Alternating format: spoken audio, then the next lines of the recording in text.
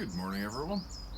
Daily reading. I'm going to read today from Matthew chapter 13 from the Authorised Version of Scripture.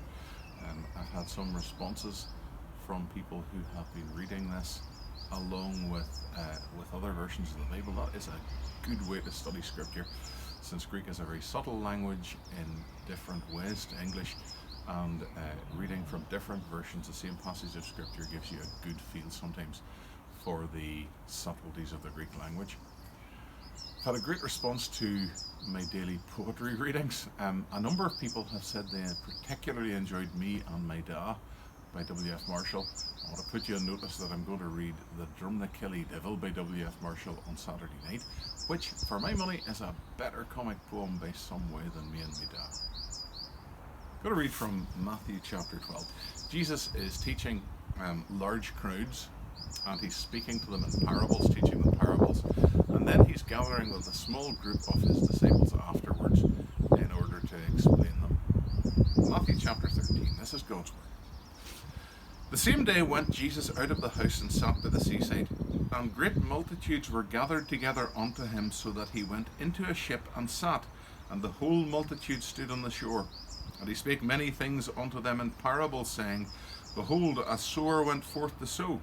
And when he sowed, some seeds fell by the wayside, and the fowls came and devoured them up. Some fell upon stony places, where they had not much earth, and forthwith they sprung up, because they had no deepness of earth. And when the sun was up, they were scorched, and because they had no root, they withered away. And some fell among thorns, and the thorns sprung up and choked them. But other fell into good ground, and brought forth fruit, some 100-fold, some 60-fold, some 30-fold.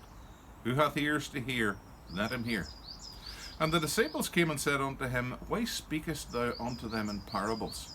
He answered and said unto them, Because it is given unto you to know the mysteries of the kingdom of heaven, but to them it is not given. For whosoever hath, to him shall be given, and he shall have more abundance. But whosoever hath not, from him shall be taken away even that he hath. Therefore speak I to them in parables, because they seeing see not, and hearing they hear not, neither do they understand.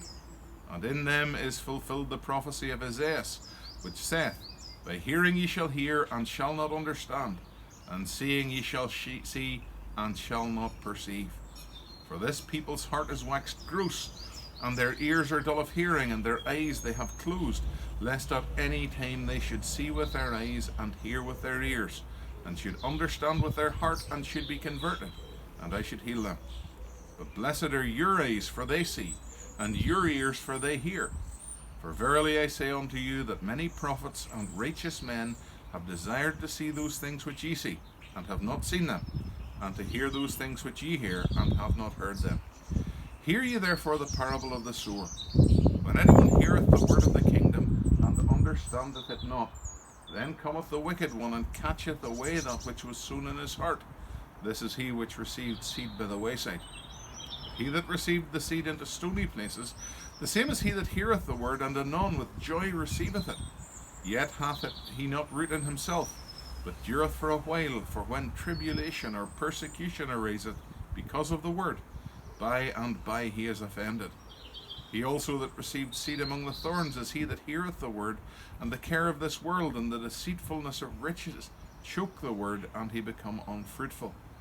But he that received seed into the good ground is he that heareth the word, and understandeth it, which also beareth fruit, and bringeth forth some 100-fold, some 60, some 30. Another parable put he forth unto them, saying, The kingdom of heaven is likened unto a man which sowed good seed in his field. While men slept, his enemy came and sowed tares among the wheat, and went his way. But when the blade was sprung up and brought forth fruit, then appeared the tares also. So the servants of the householder came and said unto him, Sir, didst not thou sow good seed in thy field? From whence then hath it tares? He said unto them, An enemy has done this. The servants said unto him, Wilt thou then that we go and gather them up? But he said, Nay, lest while ye gather up the tares, ye root up also the wheat with them. Let both grow together until the harvest. And in the time of harvest I will say to the reapers, Gather ye together first the tares, and bind them in bundles to burn them, but gather the wheat into my barn.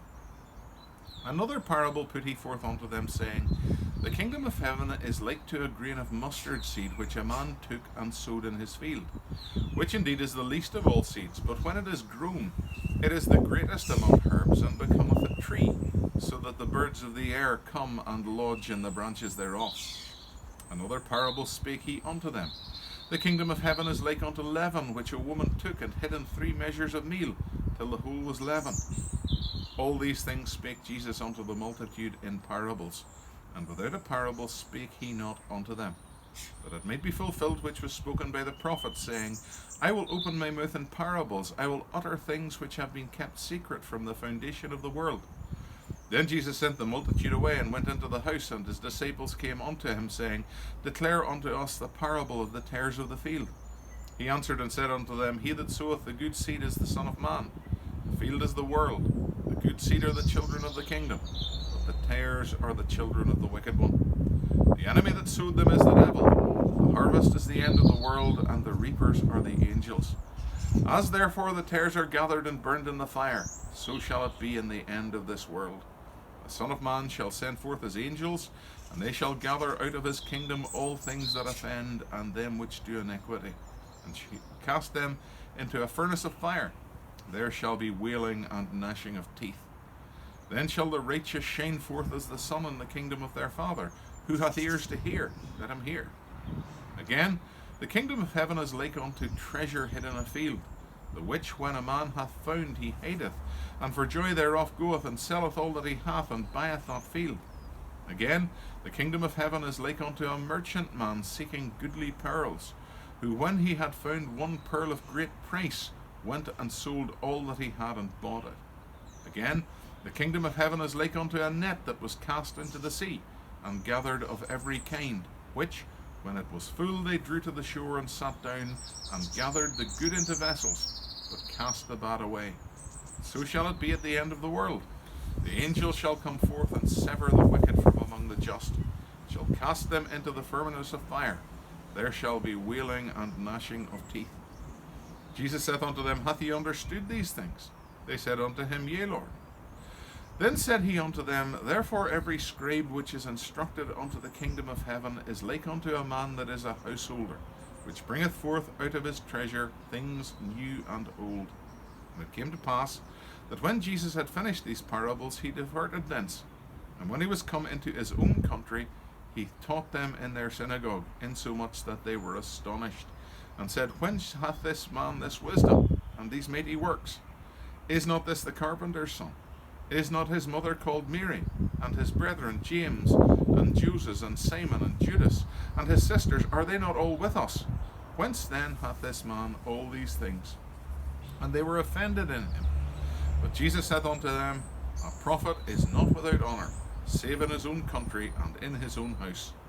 And he did not many mighty works there, because of their unbelief.